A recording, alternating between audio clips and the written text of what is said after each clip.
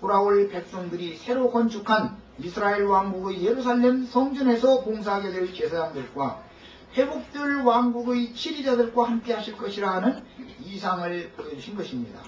이런 이상에 따라 포로기환 이후의 선지자들은 성전과 왕궁과 왕국 재건을 동일한 사명으로 이해했으며, 여호수아와 스룹바벨로 대표되는 회복될 이스라엘의 지도자들은, 여호수아는 제사장이고 스룹바벨은 왕이죠. 그룹을 타고 운행하시는 이스라엘의 하나님이 왕국의 멸망과 성전 파괴로 이스라엘을 버리고 떠나셨으나 자신들에게 다시 돌아오시게 하려고 왕국 재건과 성전 재건에 총력을 기울였던 것입니다. 포로로 사로잡혀간 상태의 선지자들은 에스겔, 예레미야, 에스겔, 다니엘이죠.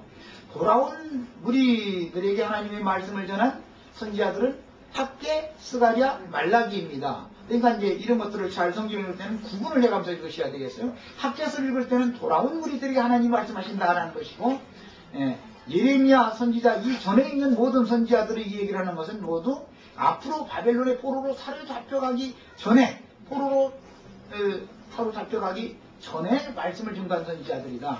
이런 것들을 구분해가면서 읽을 줄 아셔야 되겠어요.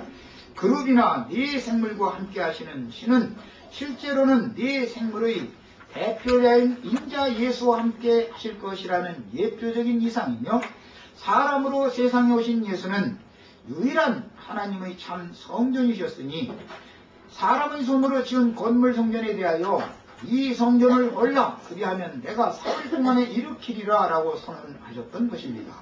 그 예언은 자신이 육체로는 죽임을 당하시고 사흘 만에 죽은 자들 가운데에서 다시 살아서 그 영이 되어 제자들에게 임하여 저를 영접한 제자들로 당신의 새 몸인 교회를 세우시고 그 안에서 아버지와 함께 거하실 것을 포로기의 선지자들에게 보이신 이상을 신약시대에 영적으로 실현하신 것입니다. 구약시대에 예레미야, 에스겔, 다니엘로 대표되는 포로기의 선지자는 신약에서는 베드로지요. 베드로는 바벨론에 있는 교회들에게 편지를 하는 내용을 하고 있는 거죠. 요한은 바벨론에서 돌아온 무리들에게 편지를 하는 내용을 하니까 요한서신이 맨 마지막에 들 나오잖아요. 그래서 독수리 복음이라고 그런 거예요. 계시록도 맨 복음서 중에서도 요한복음 맨 나중에 나오고, 신약성경의 맨 끝은 요한이 쓴 계시록이고 성경 전문을 마무리하면 요한이 하는 거예요. 근데 요한은 네 생물 중에 네 번째 마지막 완성을 말하고 있기 때문에 그런 거예요. 자, 이번에는 계시록 4장 6절로 11절을 읽겠습니다.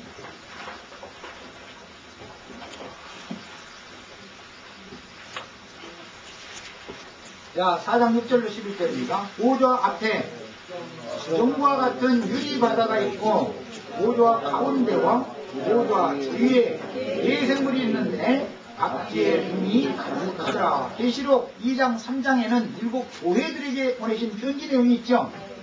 자, 교회 시대가 끝나고 교회의 이기는 자들이 네 생물이 되는 이야기는 4장부터 나오는 것이죠. 계시록의 순서, 에스겔서의 순서처럼 이렇게 계시록의 순서가 이렇게 되어 있다 이 말이에요. 그 첫째 생물은 사자 같고, 여기에서는 첫째 생물이 사자지요. 마태복음으로 상징한 거예요. 그 둘째 생물은 송아지 같고 하나님이 종으로 보내심을 받은 예수, 죽기까지 승명하신 예수. 셋째 생물은 얼굴이 사람 같고 인자이신 예수, 우리가 지금 나누고자 하는 누가복음이에요. 그 넷째 생물은 날아가는 독수리 같은데, 이 생물이 각각 6날개가 있고, 이건 유사야서에서 인용하는 겁니다. 에스겔서에서는 날개가 넷이었죠. 그 안과 주위에 눈이 가득하더라. 이 일곱 눈은 온 땅에 보내심을 받은 하나님의 일곱 영이라고 그러죠.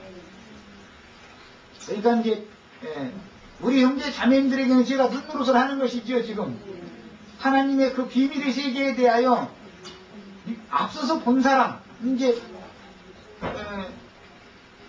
죄로 말미암아, 죄와 허물로 말미암아 다 소경이 되었는데, 이 사람들을 인도하는 소경의 인도자가 되려면 눈을 떠서 밝게 보는 사람이 번영을 받아야 되잖아. 이런 것이 다 상징이다 이 말이에요.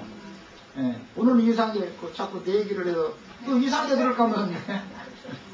하나님은 매 세대에 어떤 우리에게 어떤 눈을 보낸 어떤 7영, 그 영들은 또 예수의 증거, 대언의 영이다 이렇게 했는데, 예수 그리스도에 대하여 증거하는 어떤 영을 받은 종들을 보낸다는 거예요. 그런데 어떤 종을 만나면 어디까지 그 종에게 종이 보는 것만큼 보게 마련이니까, 그러는 것이죠.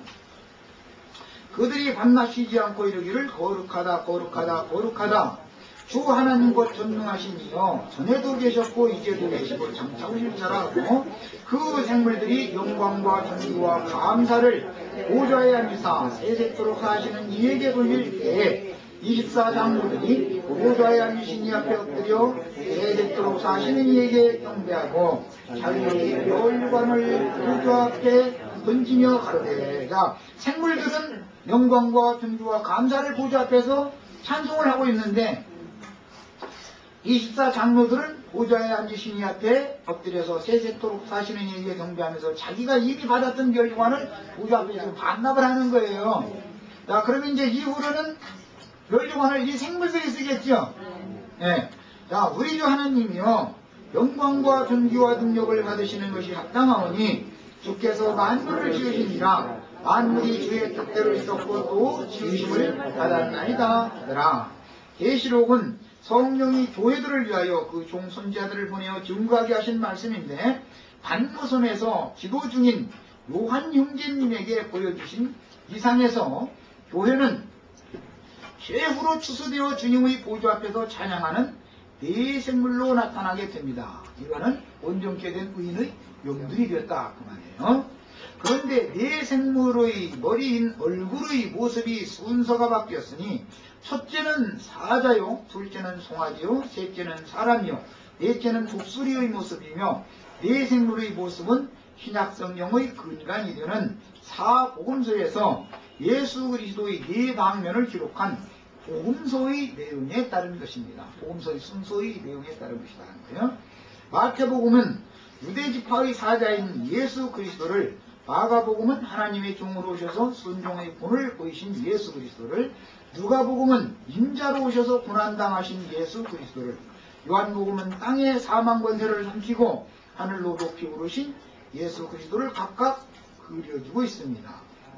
예수는 하나님의 비밀이시니 그분의 앞면과 우편과 좌편과 뒷모습을 사방에서 조명하여 구약시대의 선지자들에게 보이신 이상과 계시들을 실현하신 그분이 어떤 분인지를 상세하게 설명해 주는 것이 사복음서의 내용들인 것입니다.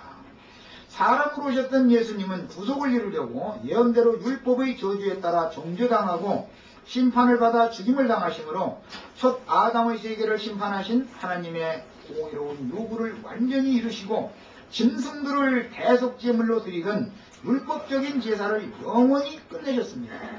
자신의 몸을 단번에 드려 한 제물로 구속하신 죄인들, 곧 땅과 하늘의 모든 부정한 짐승들을 대표하는 죄인이 된 사람들을 구속하여 영원히 온전케 하시니 새 법이 마음과 생각에 기록된 신자들의 지난 모든 죄과들은 다시는 기억도 하지 않겠다는 약속을 그 몸을 단번에 드림으로 영원히 완전히 이루신 것입니다.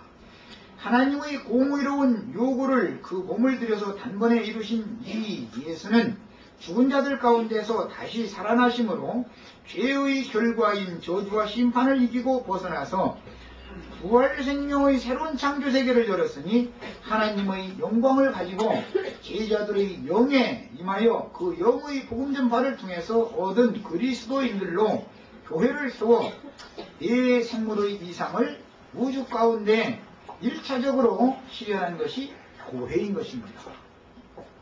교회는 아직 완성된 네 생물은 아니지만 이미 영적으로는 이것이 예정대로 되어지고 가고 있는 거예요.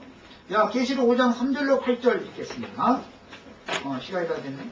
내가 봄에 빨리 읽겠습니다. 내가 봄에 보좌에 앉으신 이 오른손에 책이 있으니 안팎으로 썼고 7 낀으로 포장하였구나. 또 봄에 힘있는 천사가 큰 음성으로 외치기를 누가